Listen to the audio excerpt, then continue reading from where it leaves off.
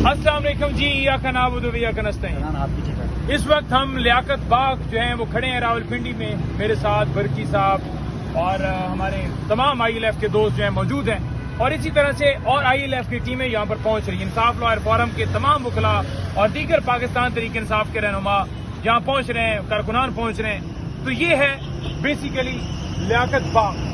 اس لیاقت باغ آپ نے پہنچنا ہے۔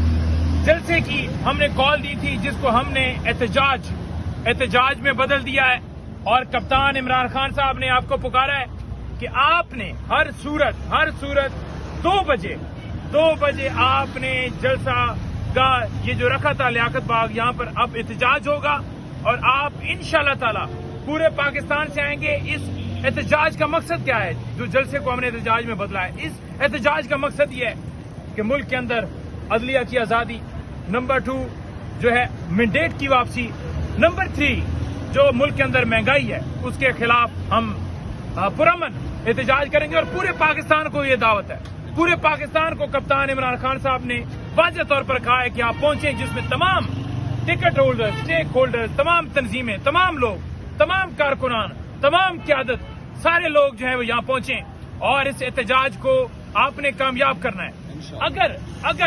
اگر ہم اس جگہ پر جو ہے وہ پہنچے تو پھر ہمارا جو ہے یہ آگے موومنٹ جو ہے بڑھے گی، اور اگر ہم نہ پہنچے یا ہم نہ نکلے تو پھر بہت لیٹ ہو جائے گی۔ اور آپ نکلیں گے کیونکہ کپتان نے آپ کو پکارا ہے، آپ ہمیشہ نکلتے ہیں۔ آپ سنجانی آئے، آپ سوا بھی آئے، آپ لاہور آئے، آپ ہر جگہ پر آئے، آپ نیکسٹ بھی آئیں گے، اور اس احتجاج کو، پرامن احتجاج کو آپ کامیاب کریں گے۔